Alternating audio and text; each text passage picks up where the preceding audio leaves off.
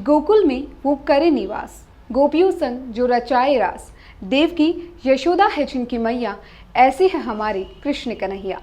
जी हाँ, पालकी में सवार नंद के नंदलाल के जन्म का उत्सव है बेहद खास।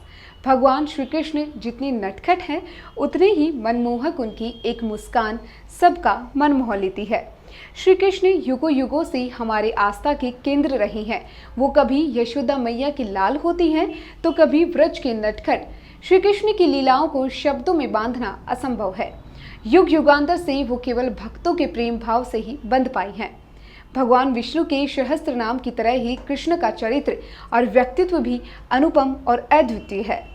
भक्ति, कर्म, प्रेम जिस भाव से आप उन्हें देखेंगे, नंद के लाल आपको उसी रूप में दिखाई देंगे। उनकी लीला अपरंपार है। कान्हा के व्यक्तित्व के बहुत सारे पहलू हैं जो अपने आप में अद्वितीय है और बेजोड़ है। जो अपनी ओर खींचे वही कृष्ण है। जी हाँ, हिंदी पंचांग के अनुसार श्री कृष्ण जन्माष्टमी हर साल भादों के कृष्ण पक्ष की अष्टमी तिथि को मनाई जाती है। इस बार ये जन्माष्टमी 30 अगस्त 2021 को यानी आज मनाई जा रही है।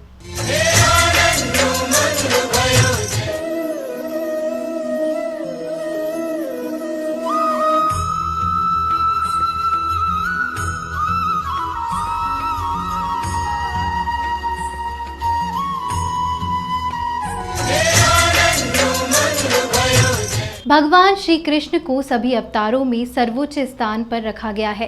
संपूर्ण भारत में उन्हीं के सबसे अधिक प्रसिद्ध मंदिर हैं और दुनिया भर में उन्हीं पर शोध किए जा रहे हैं। दुनिया के लोग उन्हीं को सबसे ज़्यादा पसंद करते हैं। श्री कृष्ण की लीलाएं सभी जानते हैं। आइए जानते हैं उनके बारे में कुछ ऐसे तथ्य जिन्हें जानकर भक्त उनकी ओर आकर्षित होते हैं और उनकी भक्ति में लीन हो जाते हैं।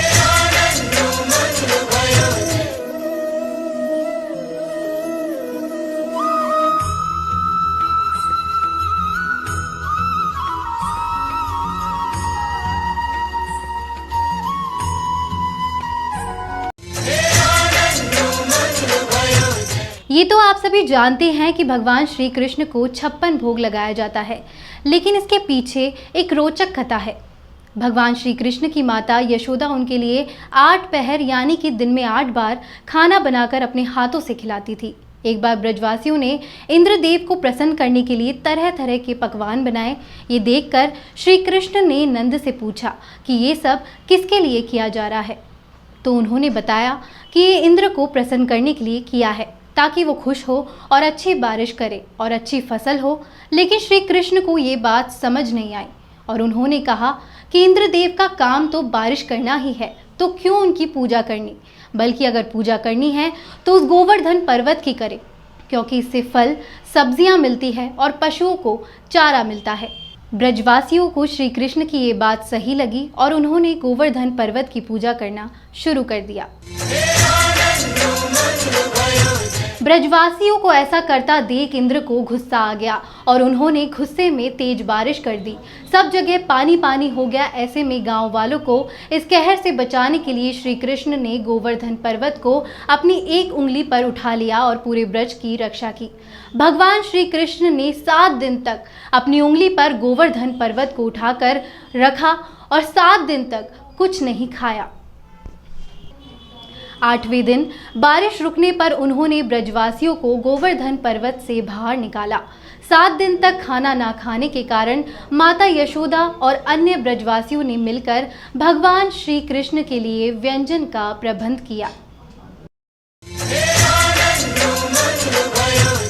क्योंकि यशोदा माता श्री कृष्ण को एक दिन में 8 बार खाना खिलाती थी, इसलिए 7 दिन तक कुछ न खाने पर उन्हें 56 भोग का भोग लगाया गया, जिसमें वे सभी चीज़ें शामिल की गई जो श्री कृष्ण को पसंद थी। दुनिया में वे ऐसे पहले व्यक्ति थे जिन्होंने युद्ध के मैदान में ज्ञान दिया, और वह भी ऐसा ज्ञान जिस पर दुनिया भर में हजारों भाष्य लिखे गए और जो आज भी प्रासंगिक है। भगवान श्री कृष्ण श्रीमद् भागवत गीता के रूप में आध्यात्मिकता की वैज्ञानिक व्याख्या दी, जो मानवता के लिए आशा का सबसे बड़ा संदेश थी, है और सदैव रहेगी।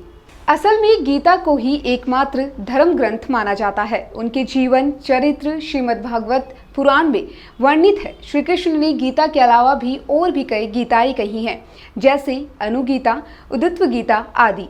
गीता में उन्होंने धर्म, ईश्वर और मोक्ष का सच्चा रास्ता बताया है। जग के नाथ जगन्नाथ श्री कृष्ण ने 14 विद्या और 16 आध्यात्मिक और 64 सांस्कृतिक कलाओं में पारंगत थे। इसलिए प्रभु श्री कृष्ण जग के नाथ जगन्नाथ और जग के गुरु जगत गुरु कहलाते हैं। भगवान श्री कृष्ण को मोरपंख बहुत ही प्रिय है, क्योंकि मोरपंख में वो सभी रंग समाहित है। भगवान श्री कृष्ण का जीवन एक जैसा कभी नहीं रहा। उनके जीवन में सुख और दुख के अलावा कई अन्य तरह के भाव भी थे। मोरपंख में भी कई रंग होते हैं और कृष्ण के अनुसार ये जीवन रंगीन है। लेकिन यदि आप दुखी मन से इस जीवन को देखेंगे तो हर रंग बेरंग लगेगा, और प्रसन्न मन से देखेंगे तो ये दुनिया बहुत ही सुंदर है, बिल्कुल मोरपंख की तरह। तो कृष्ण जिनका नाम, गोकुल जिनका धाम, ऐसे श्री कृष्ण भगवान को हम सब का प्रणाम। इस खास पेशकश में इतना ही। मरुधर बुलेटिन की ओर से आप सभी को जन्माष्टमी की हार्दिक शुभकामना।